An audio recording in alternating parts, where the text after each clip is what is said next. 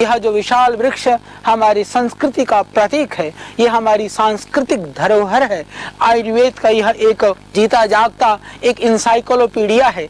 आयुर्वेद के अंदर एक से एक दिव्य औषधियां हैं, एक से एक वनस्पतियां हैं। यदि हम बात करें कि उन दिव्य वनस्पतियों में से 2, 3, 4 पौधे हम बताएं तो उनमें से निश्चित रूप से पीपल, नीम, तुलसी और बिल्व ऐसे पौधे हैं जो वास्तव में एक एक पौधा अपने आप में एक इंसाइक्लोपीडिया है।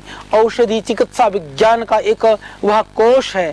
पीपल ट्री जिसको बोलते हैं, यह पीपल का पेड़ पूरे देश में जाना जाता है। आज हम इसके कुछ गुणों की चर्चा करेंगे। मैंने जैसे कहा कि पीपल का पेड़ अपने आप में एक इंसाइक्लोपीडिया है, अपने आप में बहुत बड़ा शब्दकोश है। तो मैं इसका एक प्रयोग अभी आपको बताता हूँ। हमारे गांव में रहने वाले भाई बहन, शहर वाले भी, बहुत सारे लोगों ने ये सुना होगा, शरद पूर्णिमा के दिन खीर खिलाया जाता है। शरद पूर्णिमा के दिन यदि रात को चांदनी में रख करके उस खीर को, जैसे चावल में दूध डाल करके खीर पकाते हैं, उस खीर को खिला दिया जाता है। तो शरद पूर्णिमा का खीर वैसे शीतल होता है। कफ के रोगियों के लिए और अस्थमा के रोगियों के लिए रूटीन में नहीं ले सकते हैं, परंतु उस दिन खिलाया हुआ खीर वह अस्थमा में और श्वास रोग में सहयोग करता है। उसके लिए शरद पूर्णिमा के दिन, शरद पूर्णिमा एक ही दिन साल भर में आता है, वैसे किसी भी पूर्णिमा के दिन प्रयोग करने से भी वह लाभ मिलता है। जिस तरह से उसको चांदनी में रख करके और शुद्ध स्थान पर, पोल्यूशन वाली जगह पर नहीं, शहरों में तो इतना पोल्यूशन है कि यदि 1-2 घंटा खुले बर्तन को चांदनी में रखेंगे तो चांद का प्रभाव तो कम, पोल्यूशन का और धुएं का प्रभाव ज़्यादा हो जाएगा।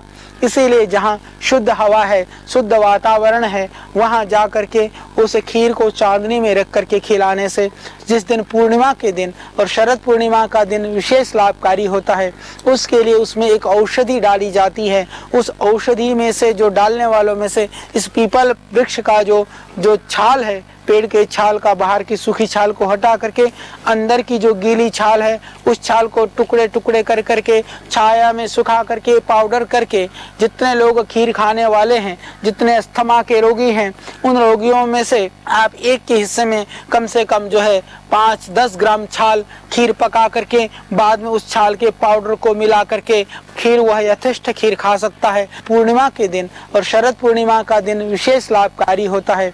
उस खीर को चांदनी में रख ले, चांदनी में कम से कम 3-4 घंटा के बाद में खिलाने से कफ के रोगियों के लिए और अस्थमा के रोगियों के लिए यह बहुत ही गुणकारी और बहुत ही लाभकारी है। शर्त यह है कि रात को उस दिन सोना नहीं है। जिसने खीर खाया उसको रात को जगाना है, सोने से वो लाभ कम मिलता है।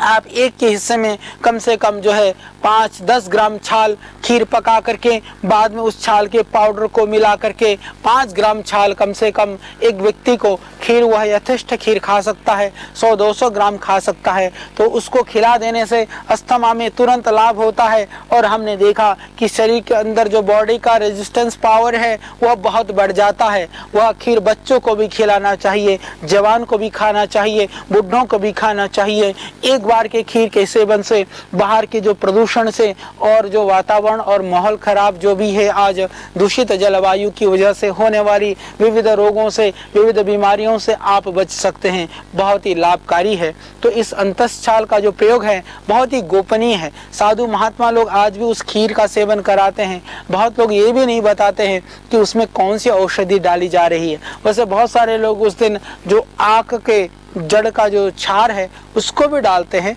अर्क छाल, परंतु ज्यादा पीपल की इस अंतस छाल का प्रयोग शरद पूर्णिमा में खीर खिलाने के लिए, अस्थमा के रोगी के लिए बहुत प्रयोग किया जाता है। तो पुनः उस विधि को थोड़ा ध्यान से सुन लें कि शरद पूर्णिमा के दिन या किसी भी पूर्णिमा पे हमने ऐसा देखा कि पूर्णिमा के अतिरिक्त तिथि में जो है वो उतना कारगर नहीं होता है। यह भी एक अनुसंधान का विषय है। हम लोग बात करते हैं देश में बड़े बड़े अनुसंधान की और रिसर्च की, जितने भी वैज्ञानिक हैं, साइंटिस्ट हैं, मैं एक रिक्वेस्ट करना चाहता हूं कि हमारी परंपरा में जो इस तरह की परंपराएं हैं जिनका बहुत अच्छा रिजल्ट है, जिनके ऊपर कहीं चमत्कारिक जो परिणाम है, उनके के पीछे का जो हेतु है उसके ऊपर आपको अनुसंधान करना चाहिए, जिससे कि हम पूरी दुनिया को अपने संस्कृति के पीछे जो विज्ञान है, जो तथ्य है, जो रहस्य है, जो रोमांच है, उसको हम बता सके। तो शरद पूर्णिमा के दिन इसका पाउडर कर करके आप खीर पे रख करके फिर आप इसको चांदनी में रख लें।